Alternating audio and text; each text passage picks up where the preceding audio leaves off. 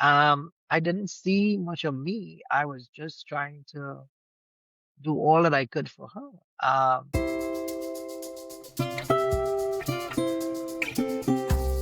My name is Davriel J. Peters.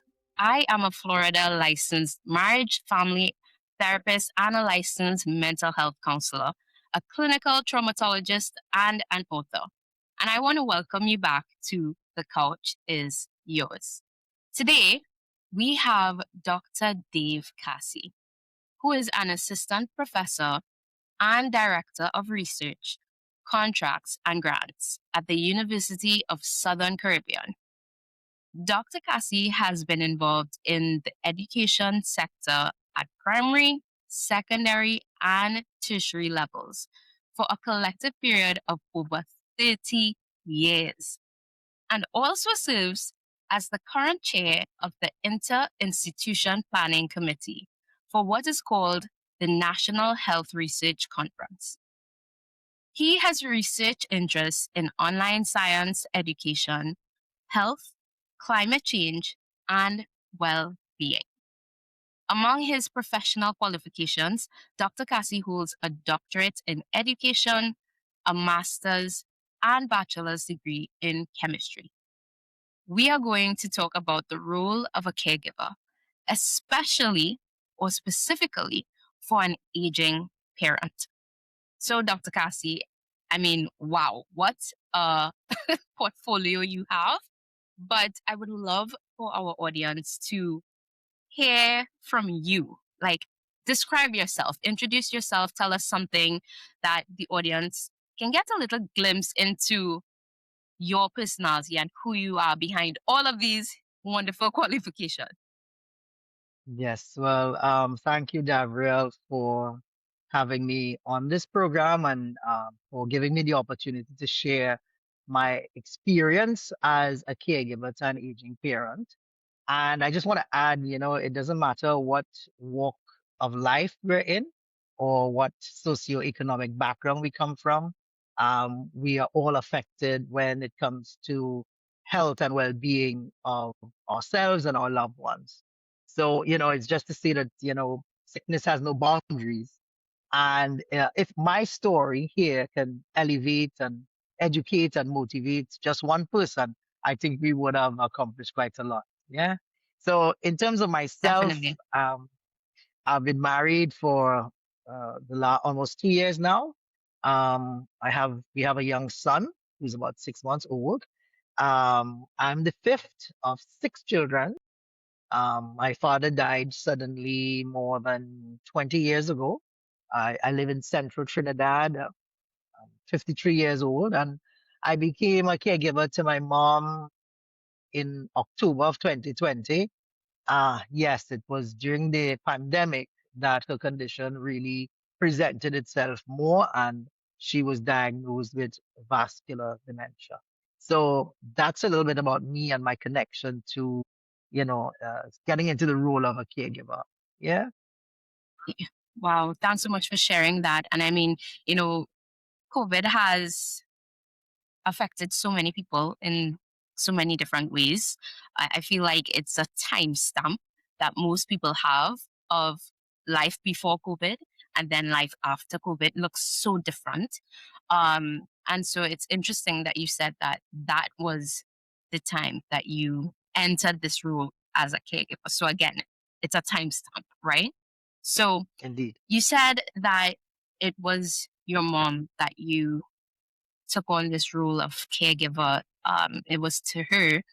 Can you tell us a bit about your mother? You know, who was she before the diagnosis, or before you had to be caregiver and she was vulnerable? Who's the woman behind, you know, that the illness? So I can think of my mom as being very independent, very vibrant, Mm. lively, full of life. She might be considered a life of the party. Wow. She was always into joking and poking fun at other people. And yes, she had that wit about her. She was very sociable. She would always visit family and friends. I remember her, even taking us with her when we were younger And even when we became adults, she was the one who was visiting friends and relatives a lot. I mean, where we live, she would attend most of the village weddings and funerals and births and birth celebrations and every event that she was able to and she was invited to and she was welcome. I hardly think of her declining any invitation to get out to go out. So that's the kind of personality that she was. And I guess as with the aging process, of course, that would have started to dwindle. And then, of course, when COVID struck, then there was very little social interaction that she would have had outside of the immediate family and so on. As you know how things were then, it was very, very controlled. And her being as well hypertensive, there was always caution to take as well for her condition. Because of course they were talking about the comorbidities and making sure that you take care of your loved ones as well. So that's what she was, from the times I remember. Very open, very loving, very caring. Very open, very loving. When exactly did you first notice that something was changing? And what was that experience like for you and for your family? Well, again, when I look back, I remember no, I have lived with my mom here for almost all my life. So prior to 2020, prior to the pandemic and her condition, one thing there was something that actually kind of when you start thinking about it, you go back in your mind and say, well, for example, she had this uncanny ability to just lock the keys in the house or forget her keys, and it was something we just kind of like, oh well, that happens, people do that. But then it became rather frequent. And one of the things that really stood out in my mind as well, when I realized that something started to give way, is when I actually returned from church one night, a Friday night, and this is might be about after 9, in the night, and she was in bed, she was asleep, but when I had opened the door, you just got this very foul smell from the kitchen. And what had happened was um she'd actually put eggs to boil, and it pretty much was left there, and she fell asleep, and it was the gas was all done, and it was just all burnt out, and it was just smelly. So in my mind, there were these little signals along the way that you don't put it together until you come at a point and you realize that, hey, something was definitely happening. And again, because I would have stayed with her, I've lived here for most of my life. There were things along the way that you kind of say, well, okay, that's a normal thing that could happen to anyone. But then the pieces add up when you sit down. And what really pushed the concern was during October 2020. I was at home. I was in my room. I was working from home. Um, and she picked up the phone and called my sister and told my sister I was robbed. I was robbed, and the bandits have me in the room, and I can't get out. And, you know, sh it was the strangest thing, because my sister then called me and asked me, "Well, okay, well, what is going on?" She's saying, something bad has happened, and I was like, "No, I'm right here, and everything's okay." And again, even when she was talking to on the phone and she went outside, she appeared very disoriented. She was unsettled. Um, she was erratic. Again, disoriented. And she was even afraid to come inside because she thought, Yeah. well, in her mind, she was seeing that, bandits were in the house and they had me and that kind of thing. Wow. So that kind of behavior is what kind of said to me that this is not normal, you know, all I could do was try to Yes. calm her down and try to encourage her to come inside. But this is where the alarms went off in my head that something is going wrong and I had to do something. I mean, just that story, it kind of gives me chills. What was it like emotionally to then kind of receive and to then accept the diagnosis that followed? So taking her to the specialist, the psychiatrist, they gave her, they assessed. Again, there was always this in her mind, this kind of fear getting when I got the diagnosis that she had vascular dementia. I mean, it was hard, it was painful, it was somewhat hurtful because uh, this is something that is, it's new, and I had to find out about what are the things, to look for, what are the safeguards. So it was hard. It was hard to accept. It wasn't very easy. It wasn't something. But again, the back of my mind, again, this now says if this is the condition, then there is some way we can help her. There are things that stay in your mind about her that it was hard. So gotten that diagnosis is just the next step is now what do I do, or how do what I said I, but I mean what do we do as a family? And yeah, there were times it was hard to see her over the years the decline. That was really something very, very painful to see. And like I said, there were times when I would sit with her in the dining room and try to feed her, or give her her meals. When I looked into her eyes, it was like seeing myself how I was like a child, because she became Yeah. somewhat childlike over the years as well. So yeah, it's a pretty hard um diagnosis to accept. And I was, because I'm the one here with her, that was harder for me, I feel. I don't think any of my Yeah. siblings would have been able to experience what I experienced because I was so directly involved. Yeah. It's interesting how you described her almost like as a child again, right? Because I was actually just going to ask, how did your relationship with your mom begin to change as the condition progressed? So you saw when you started to see the signs, but then now, you would have been taking care of her for years. How did that relationship from, this is mom, as you described her, independent, the life of the party, and you're her son, so that mother son relationship, how does that change now as you see the condition progress through time?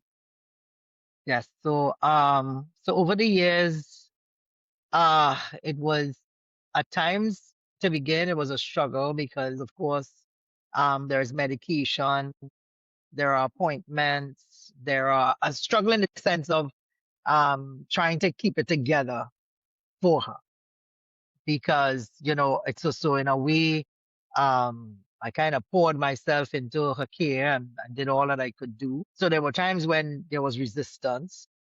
There were times, you have to, again, in a way, you have to assume the role of a parent, because she is now very vulnerable and needing of direction, needing of help, and taking care, making sure. Now, again, prior to her diagnosis, we assumed that she was taking all the medication for hypertension, and taking care of herself, because she was Mm, at that level where you're a grown woman, you've had children, you have grandchildren, even great grand, and you more or less are in control of what you do. And now, after the diagnosis, I had to make sure. So it's like trying to ensure that she was doing the right thing, making sure she has breakfast, making sure she has a medication, drinking water, trying to get her to move around as much as possible. And of course, taking on the responsibility of taking care of the house now more. I mean, I was taking care of the house before wow. with some understanding that, okay, so I don't have to take care of her meals and make sure she eats, because I'm again, prior, under the assumption that she's doing that for herself. But now I've got to ensure that she does all those things to her, make her, stay healthy, stay strong, stay safe. Um, yeah, and keep an eye out. And again, so that's the kind of things that happen. So I think maybe in a way, as I said, I poured myself into her care because it was the thing to do. Yes. Wow, I'm hearing you describe like such change in your life and such change in the dynamic between the two of you. Like you said, there were certain things that she did for herself, right? You didn't have to do or even think to check on, and now you have to check all these things and you have to do additional tasks around the home. And like what crosses my mind is the grief that people go through, because I think when people hear the word grief they instantly think of death. And I think when we limit grief to only the actual death of a person, not recognizing that grief is just loss, right? Like grief is loss in so many different ways, whether it's the loss of a job, the loss of a relationship, it's loss, right? Whether that's in death or not. And in your case, we're talking about the loss of mom in terms of how she used to be, right? Caregiving can also be like grief, but ongoing grief. And did you experience that where it was like she was still physically there, she was still alive, but it was like you were grieving daily? Did you experience that? Well, yes, because I mean, it's often said that persons living with dementia and on the spectrum of Alzheimer's, it's pretty much saying the long goodbye. So it is a grieving Well, process because you have seen the vibrancy of life that somebody had, and now you see them more dependent. And something struck me as you were just giving the little intro there in terms of what you just said. And it's not something I have been trained for. This was just me doing what I think should be done to help my mom in the condition that she was yes. in or is in. So it's not as if I was Hmm. a trained caregiver. All I would have done is what we would do naturally or normally. But then with this diagnosis of as well, it also made me start looking at what the research was saying, what people have what are Right. steps you take and the things like that. So and again, the battle of being a sibling. She's my mother, I'm her child. And there is a bond there that is Hmm. a sacred, precious, meaningful bond. And then it's trying to assume a role that from the mind, from the head, from the intellectual, that I'm supposed to fulfill these steps as a caregiver. So I don't know if people can say, well, you're a child, so you're supposed to be a caregiver. But then Right. where Yeah. is There's the that support? assumption. Yeah. Yeah, that it's supposed to be just something you do and it's natural. But I'm saying that yes, I'm a child. Yes, she's my mom, but I just did what was natural, what I think was the best thing, given the information that I have within my grasp and what the experts would have said. The things to do to keep the medication, to do everything. But am I really a caregiver? Right. Because Right. again, I think this is one of the most conflicted areas when you talk about family caregivers. And this, I'm glad that you pointed this thing about um this grief, because there's a part of you that is grieving as well while you take Yes. care of your parent who is in this kind of situation and this kind of condition. And people will say, "Oh, it's natural, it's aging," but there are more things because she didn't have too much of a medical condition. The issue was more of a mental being, you know. Hmm. So there is some Hmm. grief there is some grief on the process. It's a long process of painful. It's a painful reminder. And again, there are times when the urgency of the situation would be that you put your feelings aside and you just go out and you try to make the best for her, take her out, carry her around. And I just, that's what I think. I mean, and in a way, um, coming out of the pandemic and things being, at least there was some flexibility and time that I could have done that. And I could have spent those days and those years, you know? Right. So it's still a grieving Well, process. I really love the fact that you highlighted that you weren't trained for this because, there is that assumption, I think, from society or even from other family members, right? That the person that is doing the predominant caregiving should kind of just know what to do. Um, but the love comes naturally. Yes, for sure. The love for the person, for the member that you're taking care of, that comes naturally. But in terms of actually caregiving and meeting the needs of, in your case, the parent, that is something that, like you said, may not come as naturally to everyone. And so, I mean, you did a great thing in terms of, looking into research and seeing what the research says. But y'all aren't professional caregivers. You guys aren't trained for this. And the biggest difference between a professional caregiver and a family caregiver is the fact that there's the emotional component, right? A professional caregiver is not feeling that grief that you are Emotionally fighting with attached. and Yeah. warring with. Exactly. And they're not also not they don't know what this person was before, because there's sometimes that element of really like your brain trying to reconcile who they are now and who they were. And it's almost like, but you should, almost like you should be able to understand this, or you should be able to do this, or, you used to like this. A professional caregiver doesn't have to go through that emotional turmoil that family caregiver does. As we speak about the grief, I do wonder what other emotions came up for you during this journey, whether it's, guilt, frustration, sadness, even anger.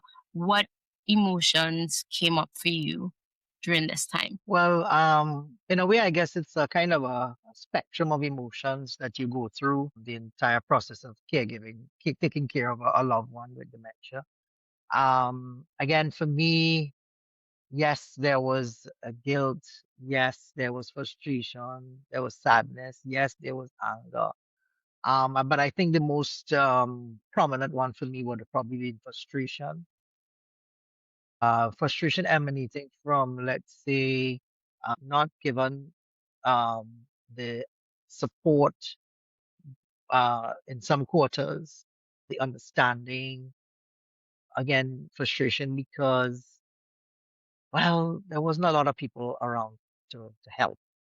To say, well, there was a schedule. Again, this is early days during her diagnosis and stuff. But I just felt, I think frustration sometimes was the biggest thing. And how you deal with that frustration is that you just, you accept the things you can't change, and you just ask for wisdom to know the difference, right?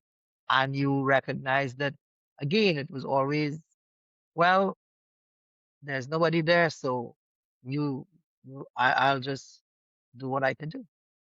I'll just bear the burden. I'll just take I'll just do what is necessary in order to just to make sure she's okay and she's safe. So yeah, there's quite a lot of emotions that family caregivers, as I would like to call them, will experience as they go through this. And if only for other persons within the community of the loved one, I think the first thing they could probably just do is try to understand and be more sympathetic, empathetic, as well as be more proactive in helping that main person that becomes the caregiver, who's that family member. So once that support is there, and not just support by just calling in, but by showing up, because the showing up really makes a difference. It makes a difference in the life of the loved one who has dementia, and it makes a difference in the life of that person who's taking that loved one as well, who's taking care of that family. And if we could have more of those, more of that support, I think it'll make it a better experience. So there'll be less frustration. I'm hearing you talk about the solitude, right? That comes with taking care of a family member. And how did caregiving affect your role within the family? Because you would have had a role before mom, right, needed you to take care of her. So I'm not sure if you can probably give us a brief overview of what that rule was before, what your rule was in the family, but how did it now shift? When I say the family, I mean you said you were like, is it one of five? The Right. siblings, so the broader family. So what was your role in the family um, before mom went down, and then how did that shift? Who Well, were I think you in the Cassie family? um well, I mean, in a way, I mean, I was still, to me, it's just added responsibilities that came on because I don't know if Hmm. I'm looking in this in the right context, but I would have communicated with my siblings and we would have had family gatherings and so on. But in terms of responsibility, being here was my responsibility in terms of because mom was a widow and there were no other siblings who live here. So the responsibility So was you had still already me. taken on Yeah, responsibility of yeah, taking care of mom even before she deteriorated. Okay, okay. right. So So that was when already the your. diagnosis came on, Mhm. it was just added responsibilities to make sure that Right. she's eating, getting her medication, taking her to doctor's visits, all the other things that an adult would normally take care of themselves. It now was something extra for me. Yeah, it was taking care of her, all of her needs. You mentioned that the others weren't there. Did this shift, the added responsibility that is, did that bring your family closer together or did it create tension? Well, it's kind of both. There were some siblings that understood that um, would have experienced maybe some of the behaviors for themselves. So in other words, there were pockets. There were pockets of those that were understood and they were willing to lend a hand and be as much as they could involved in her care. And then there were other pockets of relatives who didn't understand, so there was the tension. There was tension because they thought that, this is something, it's not happening. They didn't accept the diagnosis. They were very doubtful and they thought everything was seemed to be hunky dory or normal when it was not. So there was that tension between those that were together on board, were trying to do what we can for her, and there was those who just said that, this isn't real, it's not possible, again, there were all these conspiracy theories as well. Yeah. So that's a challenge as well, right? So to convince persons of what the doctors are saying, because Mm, some people just don't want to believe it. I love that. To convince persons, I think the fact that you said that, because that was kind of where my mind was going, that usually in a family system, we respond to high stress in different ways. And that's why I was kind of like asking what your role was before. Um, and it very much sounds like you are that person that jumps in to help. You, right? You are that giver, that person that there's an issue. How can I help? How can I? But different persons respond differently. Some shut down. Some persons in during times of high stress, they honestly do not know how to even process what's going on, and so they literally shut down emotionally. And it's like they're not there. others avoid, again, because they don't know how to. Because I keep hearing you mention the lack of support, and I'm just curious, how the different members of the family may have tried to cope with seeing mom's condition. You were seeing it day to day. Some of them may have struggled to accept, uh, right? Like going through the stages of grief, right? Like they are in denial that she's even this point. And that causes the kind of tug of war, the tension, because you're like, she needs X, Y, and Z. Why aren't you on board? And they're like, no, like, why do you need this? So I'm just interested to see how, um, what you may have experienced with the different members in your family when it came to how they were all coping, at least what you would be aware of. Yeah. Well, yeah, there are some persons who yeah, I do remember some persons just not being able to deal with it. And um I mean, there are some persons who told me,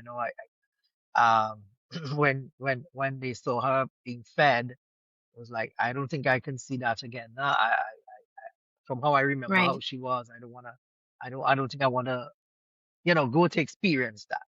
So some family members, they Yeah. said that directly. While there were some members of the family that were in Trinidad, there were some were out, but even those who were out, some were still very involved and keeping a touch and keeping abreast of what was happening on a daily basis, video calling with her, and keeping everything, king in a way reinforcing as well the connections, because they were away, but yet there were some who were in Trinidad and not as present. To be blunt, they were not as present. So yeah, I mean, everybody has a different way of dealing with things, and are not probably mature enough to even express feelings or express, emotions, or just come out plain and say, I really am so sorry this has happened, and I don't know what I can do, but I really, I mean, if you're honest with just how you feel about something, that at least that's a beginning. But when it is that you're just absent and not really um, on board, then it just leaves one sole caregiver, a direct caregiver, to stand to stand as strong as possible. Yeah. Yeah. And there comes back the isolation, right? That solitude. Um, yeah. Yeah. Um, what was a typical day like for you in this role? Um, from what I remember, in terms of the times it would start, like, well, I would tend to get up early because I needed to get my work done, my job, things related to my job, things related to my own professional life. So getting up early in the morning was one of the things that helped, because from the moment mommy's awake, it means I must give her my attention.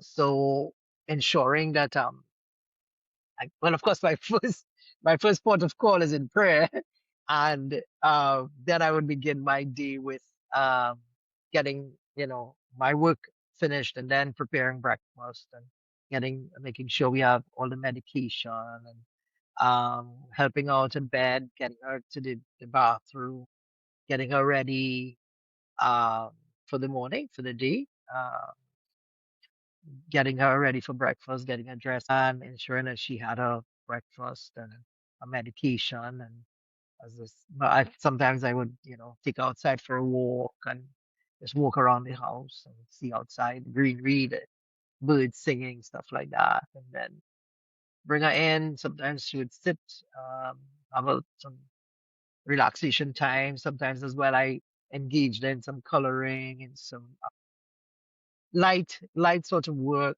And I say work, but cognitive work, um, to try and engage her a little bit more. And of course, she could bluntly tell you, okay, I don't want to do anything. So when the resistance start, then to pull back, and you just, okay, well, okay, what do you want to do? She used to listen to the radio again. That helped to stimulate her some. Um, yeah, and then would probably a nap. Then get ready for lunch, and of course, she'd be delighted to see, well, what are we having for lunch? Yeah. And so it Hmm. means at some point I would have had to get lunch ready and yeah, serve lunch, serve whatever is necessary. Then evening time, get her ready for bed, get her to the bathroom. During the day as well, when I was a lone caregiver, yes, get her to the bathroom, get out to the bathroom, get her dressed, and yeah, relax for the afternoon. Probably take out for a drive. Well, yeah, we used to like to take drives a lot, just go out in the countryside, and yeah, just to experience something different for a couple of hours and bring her back home and get her ready for bed, and that kind of thing. That's how it was. And then do it all over again the next day. Yeah. Yeah. Wow. I'm literally listening to you go through the day and like, wow, honestly, such care. People may just hear, oh, give her a bath. And they think, oh, that's easy. It's not easy. It is not, nothing that you said there is easy or should be taken for granted. The amount of energy, the amount of even mental presence to show up for her each day that would have taken from you.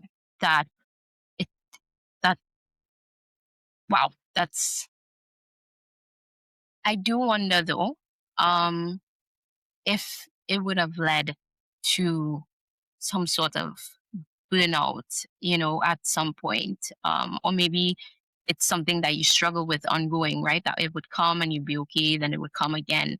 And how, if so, like, how did you manage those moments where you may have felt overwhelmed or burnt out? So yes, there again, trying to keep up with this became hard. It became difficult. It became overwhelming.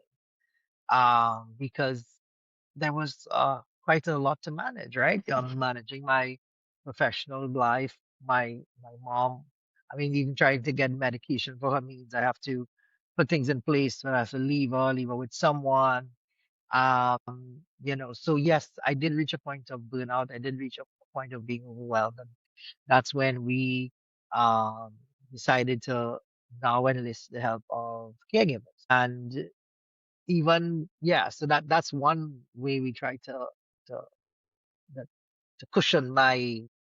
Um, but again, even though you do have responsibilities within the household, you also now have a responsibility for managing her caregiver.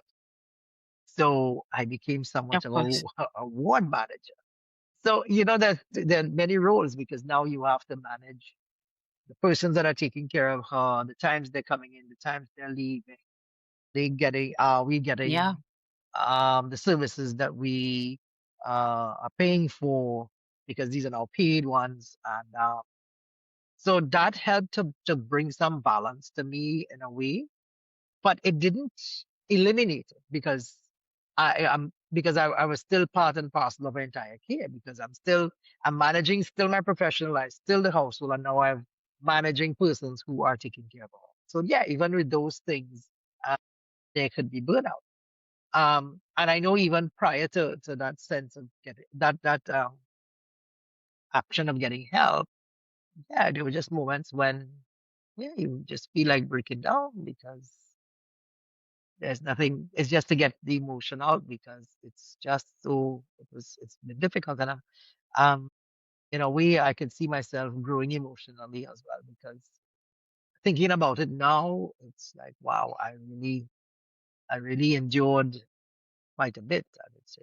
Yeah. So up How until did you that stage, we kind endure of the I think it's yeah. How did my you endure? faith, How did you my faith, mhm. my friends, Okay.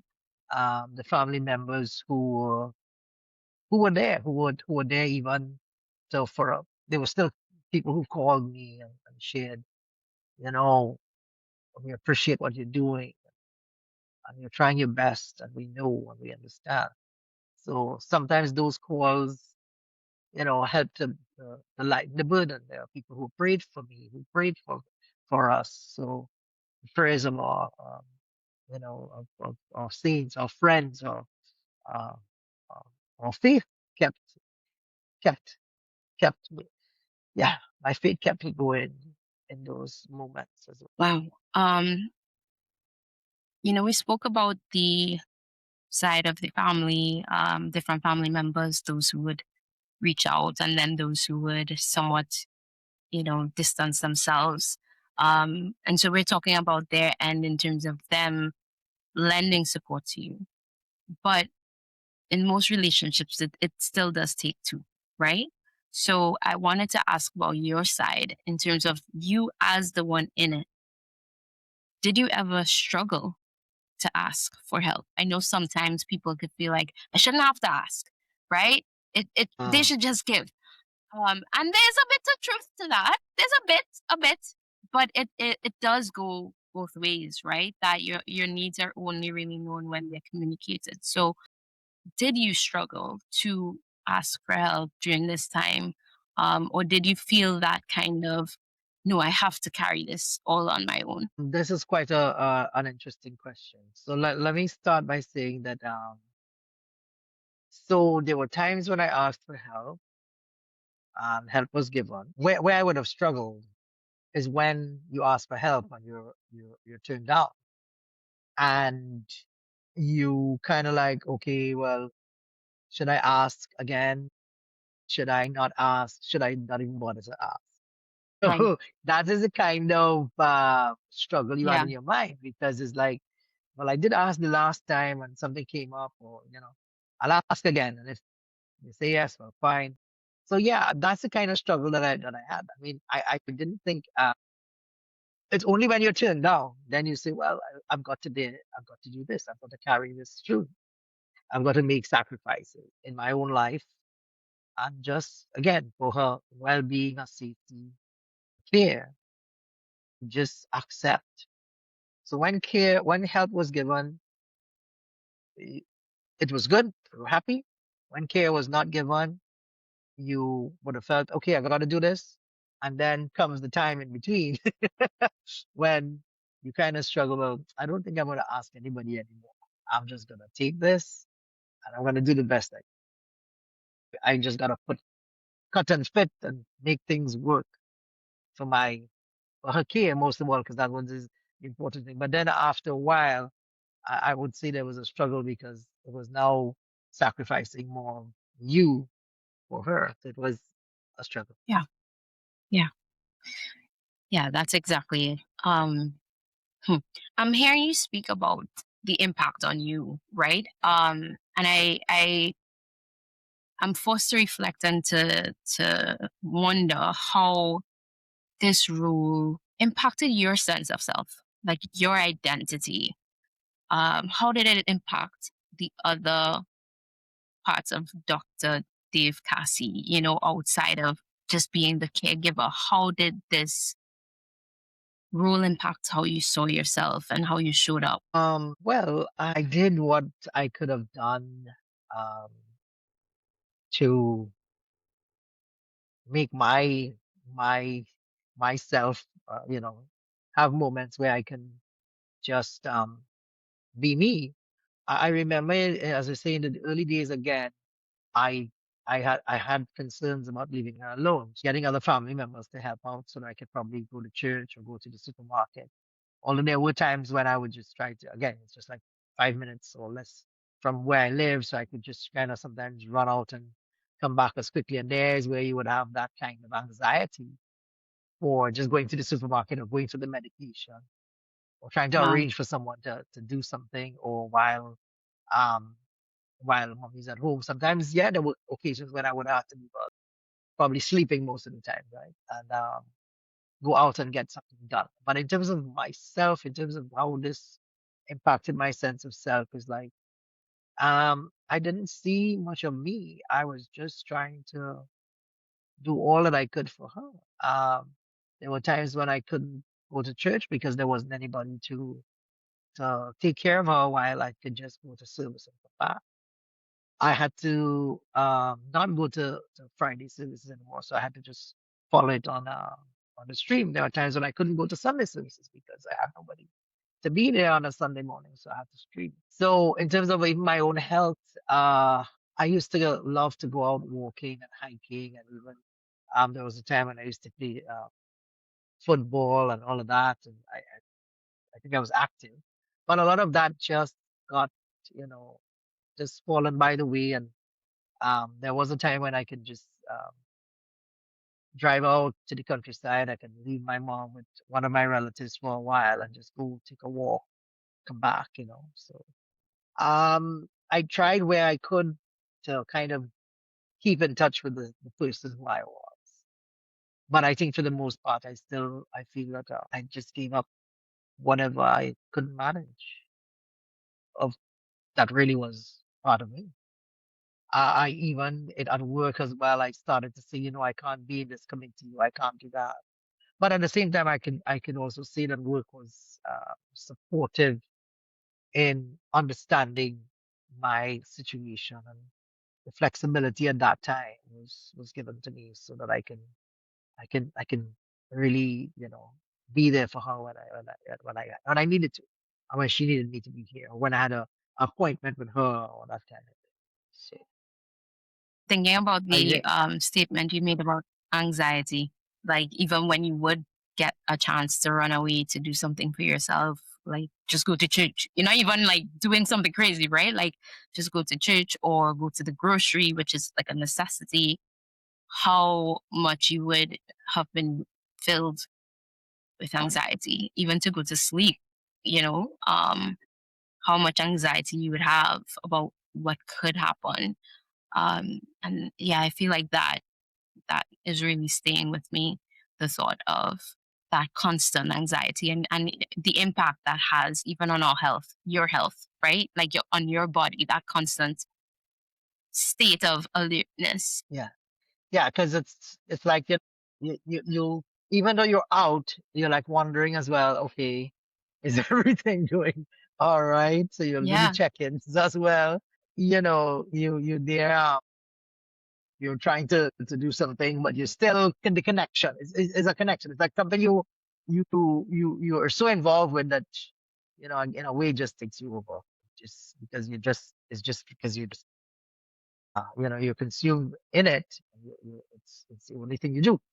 But yeah. So even going out to get something done is the time. Oh, I need to reach back for a certain time because I have somebody to take care of her at this time. So I have to make sure because again, you know, you want to respect people's time because they're helping, and you don't want to overdo it. You don't want to take advantage. So there's always that. Well, you know, I'll make sure I get back at this time. So there was always that, always on a clock. always on Yeah. a clock. That's what it was. Yeah. Wow. You know, it really is a self-sacrifice. It is to live like that. Were there things that you had to, I don't know, put on hold or give up during this time? Well, yeah, I think in terms of my professional career, in terms of doing anything further, doing anything extra, even traveling abroad, um, you know, for work. I did manage at least once during this time to at least, well, again, this is prior to getting extra help and that kind of thing. But um, there was a serious, you know, social activities were curtailed. Travel out of the country was curtailed. Again, unless you got things in place for her, you know, I can't travel. I can't go anywhere. Um, so, and again, some of my own physical activities, trying to exercise, you know, because even sometimes I would try to take her with me and have a sit, and while I'm out trying to take a walk and keep her with an eye shut, you know, but just to make sure, you know, nothing happens to us. So it's, again, there's a bit of an anxiety there too, right? So there was quite a few things I would say, and I didn't, and I actually, um, yeah, my life was on hold. I didn't, and that was something that was kind of like, you know, there was a kind of conflict in my mind because it's like, how am I gonna make a bond with someone else? And I guess I'm going into the relationship part, and I just feel like I have so much to do to take care of mom. But um, I think I eventually. I eventually made that decision to get married. Um, because yeah, it was just the timing. Everything was right in a way. So I was able to get married, even though mom was in this condition. I was able to, yeah, get a life partner because I guess in a way I had my own um, needs that, and had my own desires that I believe God was able to fulfill for me. So yeah, I don't know if how to express this, but um, in spite of my mom's illness, right? Because my life was generally on hold, I think I reached that point where it was just like I needed my own companion. I Yeah. needed my own Yeah. life partner. Yes. So, so yeah, that's how come I got married a little bit late as well. Well, people consider late, but I say so. I was actually going to ask about that next, because you did have to put your life on hold, and there was no off switch when you're a caregiver, like you said, whether you're at home, whether you're out, constantly there. You're constantly right. And you mentioned at the start that you were recently married about 2 years, and I wanted to know what impact this role had, if any, on you. You mentioned that it kind of propelled you. It deepened that longing for companionship. Um, so that's amazing. That's definitely an effect that it had. I do wonder if there's any other effects that it may have had on your romantic relationship. You in that caregiver role. Yeah. In terms of, well, again, I think because mommy's decline increased, in soon after I got married. I don't know what was going on in her mind, um, in terms of how she would have seen this. But um, in terms of my relationship, again, I got a lot of support from my wife because she was seeing some of the things that nobody else was seeing. She was seeing the hours in the morning that I would get up to change mama, to help mama. And she was seeing all of those things nobody else was seeing. Okay. Yeah. So I, the support was there. And I guess she understood more now. My wife would have understood more what I was going through as well. And especially when the decline at that time, it just was my mom's behavior conditions seemed to be, you know, very, very different. It seemed like, it was just very, very going downhill in a way. I just probably was reaching that breaking point now. So yeah, that's how it would affected my relationship. It didn't weaken it, but I think it was stronger, and there was a lot of more understanding than even some of my own siblings would have understood. Wow. You finally got someone that wasn't watching from the outside, right? They were in it with you and they were able to see all that you were taking on. Like I said, those little moments that someone might overlook, but it's heavy. It's heavy and they add up, right? Do you think, especially in the Caribbean, and we're in Trinidad and Tobago, do you think there's enough open conversation about dementia, and just in general caregiving, family caregiving that is not professional, in our culture? Like, do you feel like we speak about this enough? I don't think we speak about it enough, and I don't think that there are enough support systems within our healthcare system, or maybe there's a disconnect because I mean I went through the public system with mommy, and the doctors would understand the patient, but I didn't, again, in terms of the support system, in terms of the caregiver, there was no focus. There was just a focus on the patient. So there's a gap there somewhere that I think within the health system that people need to not Definitely. only speak to the patient, but there's also a conversation to be had with persons who are bringing in patients to the health system and the clinics and so on. And I don't think even caregiving itself, look, in terms of, I don't know if there's any real recognition of the people who take on this professional role. I don't even know if they have a professional organization that's responsible for caregivers on a whole. I'm talking about the professional sense.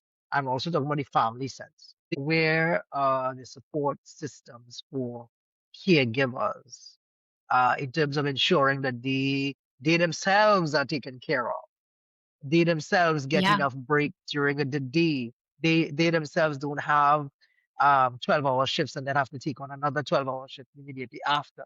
Where the checks and balances for those people? Because this is where now again the whole industry of caregiving and geriatric care needs to be examined because there's much more in there that's not being um, probed and not being looked into so that they could have proper systems in place. And again, this also speaks to the status of our caregiving facilities, where these are popping up all over the country now. But where are the regulations? Where are the reports that speak about each of them? Where are the in a caregiving facility? Where is the number that you can call if you have any suspicions about the care of your loved ones? Where are those things?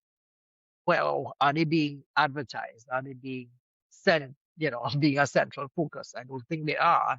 I think those are some of the things that need to be done a little bit more. And that's where we could get the conversations going so that, again, as a healthcare facility taking care of elderly patients, there has to be a kind of civic responsibility. And those things need to be reinforced for everyone. And again, there should be a public register of all of these um, facilities that anybody can go up on a website and see where they are, whatever, things about them that if you're interested in taking your loved one there. But there's a lot more that needs to be looked this whole aspect of geriatric care and caring for loved ones. And again, I would also balance that to see that family family care. Again, the first thing is, as I said, I'm not trained. We're not trained to be caregivers. We just do what we're expected to do as child, as a loved one taking care of a parent. But again, like how does anybody teach you to become a parent? Does anybody teach you to become a caregiver for a parent? Uh, there are things, and there should be systems in place where all of those things can be handled. Because yeah, there's a lot more I think that needs to be done. It seems like there's a huge gap. Yeah. Like it seems like there's a huge gap that um and to your point, I'm not sure exactly who will fill the gap or who can. It may take numerous branches because the hospital system, I'm not sure if like you said, their sole focus is the patient, but to that extent, then the caregiver, how well the caregiver is related to how well the patient will also then be taken care of. So it really is multi-layered, and it does show us that there is a a gap that needs to be filled here for the caregiver to, you know, be able to take care of themselves as well as the patient. Because, and that's one of the things we always say in mental health care when we are often, Using the example of you're flying on a plane, if you have a child, the air hostess always says, adults, put on your mask first, right? Because it's our compulsion to take care of those in our charge first. But if we are neglecting ourselves, something can happen to us. And then by extent, then the one in your charge, they will also perish because something has now happened to you. So the caregiver, that role is important. It's crucial for the benefits of the patient, and I think it really is understated. Um, amidst everything, so all the challenges, all the changes, were there moments? You said there were moments you'd be lucid. Were there moments of connection or meaning that stayed with you throughout this process? Oh yeah, yeah, there were Yeah. some wonderful moments. I remember Yeah. actually when she went to do one of her memory tests, I think maybe 2 years after her diagnosis, I remember her. It was just beautiful because I remember the doctor asking her to write a sentence, and she wrote as best as she could, "My son takes care of me." And to me, that sentence was an affirmation. That sentence was a deep connection. For me, it was the most beautiful thing I have ever experienced in this journey. When with her, when she said, that she wrote that, and just to write it, it was like, yeah. So yeah. And there are quite a few others along the way, but that one sticks out in my head right now. But they were very, very tender moments. Yeah, and I told her when Lily as well in her diagnosis, I said, "Mama, um, I will always love you. I will, you will always be my mama, and I will always be your son." And those were some cherished things that nobody can take away those moments when she knew the connection, and that was to me, those things live with you, and it's just a wonderful part of your being. Yeah. Oof. Yeah. I hear you talk about how she wrote it, and what a moment that must have been to know that even despite the dementia, she sees you and she Yes. sees your effort, she sees your love, and now that you are building your own family, um, you're married, you have your son. I do wonder how this experience has changed the way you view love, patients, family? Like how has it changed your concept on these things? For me, I think it has really helped to deepen my understanding of it, because I guess because I've lived most of my life alone, and when I say alone, because I've been most of my life single.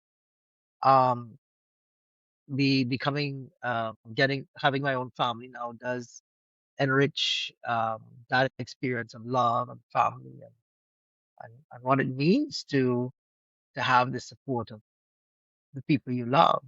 And um, in a way, building a family is again, you have that. Um, I don't have any ideal family in my mind. I just love and give as how you, you would normally do it. And I guess in a way it helps to strengthen the bonds that my family and I would have, uh, because I would have seen as well. Yeah, there are issues in families, of course, but um, there's a unique bond that you have with your family members. And I'm talking now here from the side of a father and a husband. Whereas before, I would have only known love as mother, as a son to a mother and siblings. So being in a different role makes you experience love at a different angle. So you kind of have a fullness, if we want to say now, a fuller understanding of love in a little more in all these A different. lot of change, even in Yeah, your roles now. And it's interesting to see, how we as human beings have all of these different sides to ourselves that it's only when we're in a new role it in draws it it, out of then us, we know. right? It pulls it out. Oh yeah. Yeah, then you know. Then you know. Um, what impact did caregiving have on your own mental and emotional health? We would have spoken about a bit of grief and, different emotions that came up, but what impact would you say it had on your mental health? Well, maybe I would say it probably help to, yeah, in give me a better understanding of my emotional intelligence to begin with. And then it also gave me a better understanding of my own mental health, which is before I don't think I ever paid attention to it.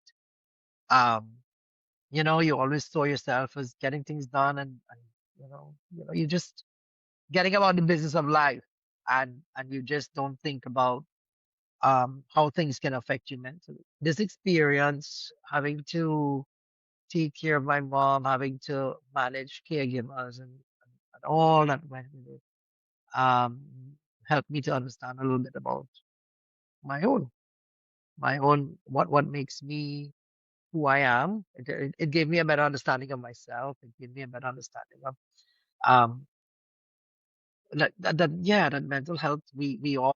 I think again I would say only after COVID people realize that you can be stressed and you just don't say anything to anybody and you just go about it and as if that's supposed to be the normal busy way you're supposed to.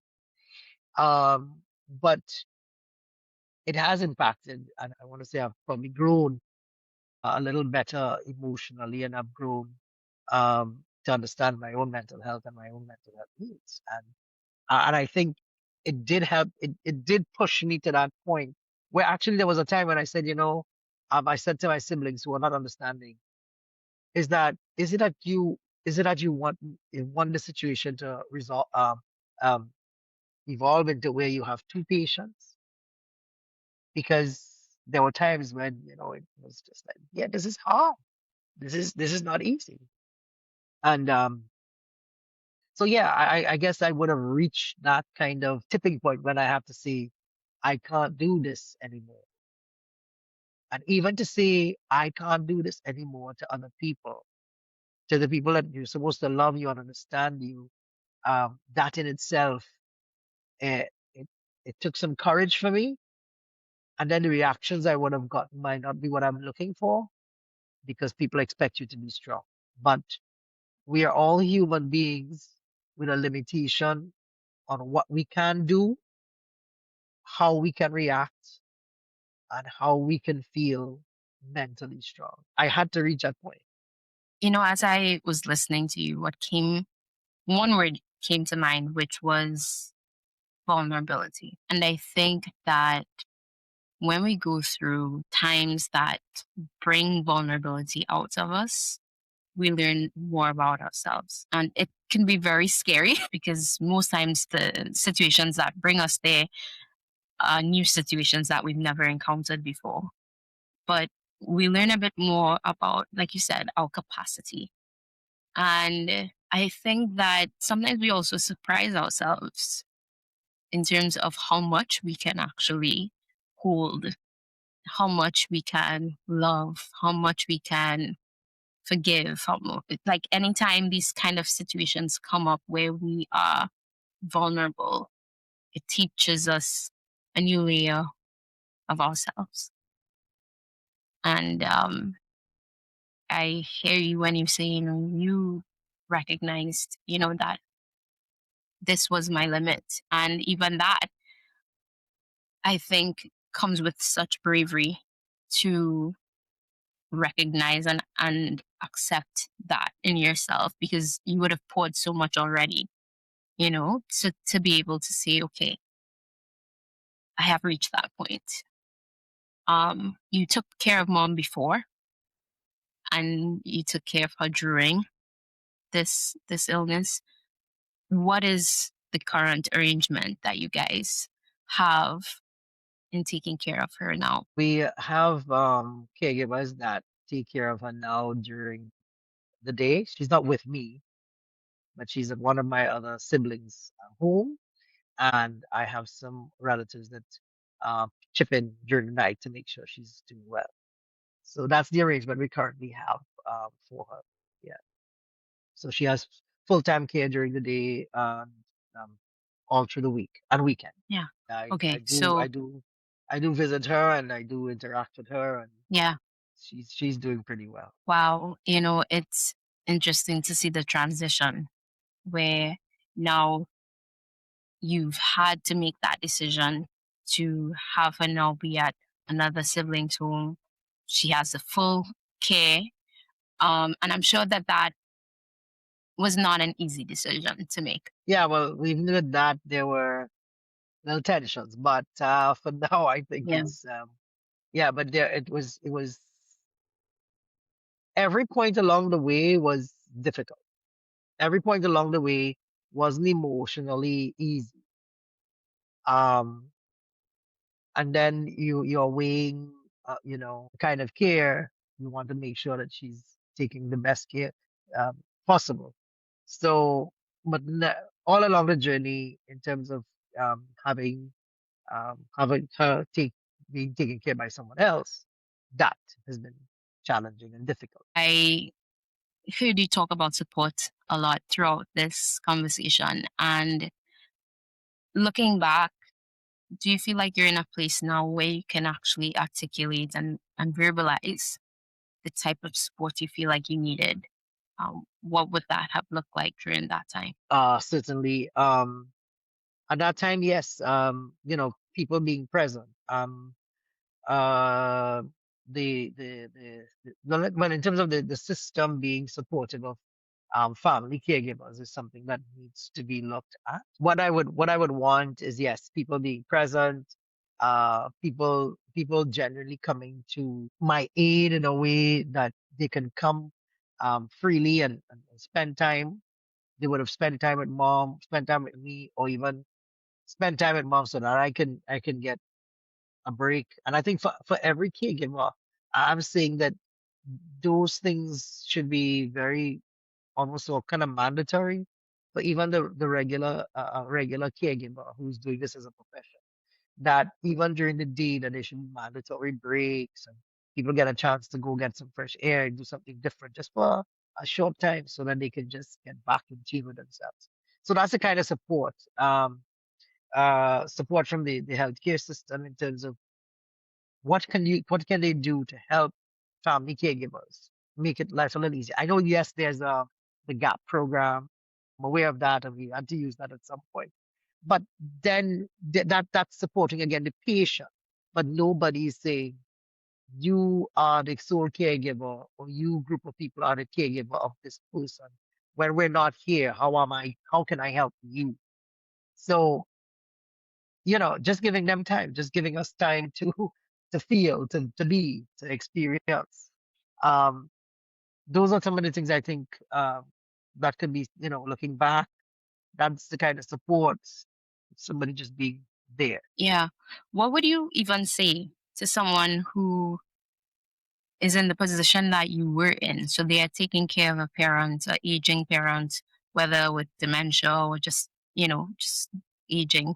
Um, but they're in that caregiver role and they're probably even feeling that solitude, right? That you felt, that isolation, that burnout, that frustration, that grief, all of the things that we mentioned. What would you share or what would you say to someone experiencing that? I could tell them that I know what it feels like.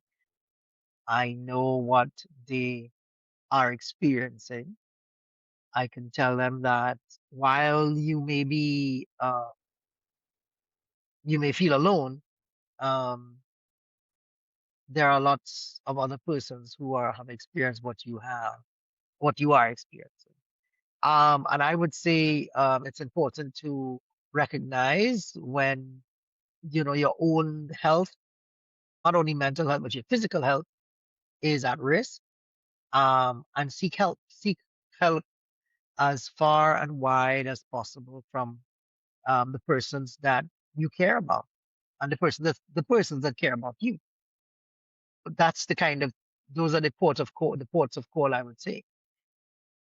Seek out those, who have always been there for you and get some genuine help. And if it's possible as well, if you can see how you can rearrange your time, your schedule, your time with your loved ones, so that you can get as much time to be you and to do some of the things you want to do. And again, there shouldn't be a guilt, but there should Mm, be a sense of I'm doing this because if I don't do this, then I can't be of value to my loved one. Because if I break down, then my loved one, what's there for them? You need to take care of you in order to take care of someone and take care of I you love that you, entirely. yeah, I Entirely. love that you emphasized them taking care of, you know, themselves holistically, their mental health and also their physical health. And you brought up there shouldn't be that guilt. And I often say that guilt is sometimes misplaced, right? We feel guilt when we haven't done anything wrong, but it's whether it's our own expectations of ourselves or the expectations of others that we're supposed to be here 24 hours, right? Which is unrealistic. And then we feel that guilt because we're going to do something for ourselves. And you said, that that guilt should not be there. And recognizing that taking care of yourself is a priority. It's a priority. It shouldn't be something that you see as, okay, maybe eventually. Like, no, it's a priority for the well being of the person that you're caring for. Your well being must be a priority. So that doctor's appointment that you've been putting off, that dentist appointment, you know, going to a therapist. I have many clients that that's how they take care of themselves. That this is their hour to not be a caregiver, to just talk about them and what they are going through, and that is how you nurture and take care of yourself so that you are able to meet that person that you're taking care of with the best version of yourself. Because a lot of times there's resentment that could build up if you're not making yourself also a priority, right? Like you said, you had to put your life on pause. And if you're not taking those small moments to go for a walk, to just go outside and sit down outside, listen to the birds, to rest, if you're not taking those small moments, it can breed resentment towards the very person that you love, that you're taking care of, right? So I think it's very important for persons to recognize, like you said, the importance. Like that is the key part of being Hmm. a caregiver. You have to take care of yourself as well. Um, Yeah, there's this thing about being a family member and being a caregiver that is sometimes conflicted, because you are here trying to love and give, and people just leave without expectation that you're supposed to. Well, yes, you're supposed to do it, but up to that point when you recognize that this is going to deteriorate your own being and your own self. If there are heroes that can do this without breaking down, or without, I would say hats off to them. But in the reality, in their quiet moment, they will recognize that they're putting on a facade to say that they're strong and they can do this, and they can do this by themselves. Um, but the reality is that nobody can humanly possible, I'm saying, could keep up with just giving without that you just give and give and give until there will be a point of exhaustion, and meaning that you just exhausted the last. And again, That's why, as I keep on saying, for persons who are family members or are caregivers, let's not get it to a point where you also have to become a patient. Let's be real, be realistic, be and again, people, the other members of family need to understand that. And if we can't get the outer circle and the community and the village and the nation to understand that this is not we do this because it's out of love and we want the best for our loved one. But at the end of the day, if this is now bringing us to a point where we ourselves need taken care of, then we're not doing anybody a service. We're doing a disservice to ourselves and the loved one that we have. So maybe that's the probably unseen thing. If we could conceptualize that a little better for persons to understand that, and it's okay to see it's enough because nobody can judge you um on that because you've now reached where you can't go any further. Yeah, you alone know your capacity and knowing when to, again, ask for help or say, I'm reaching my breaking point.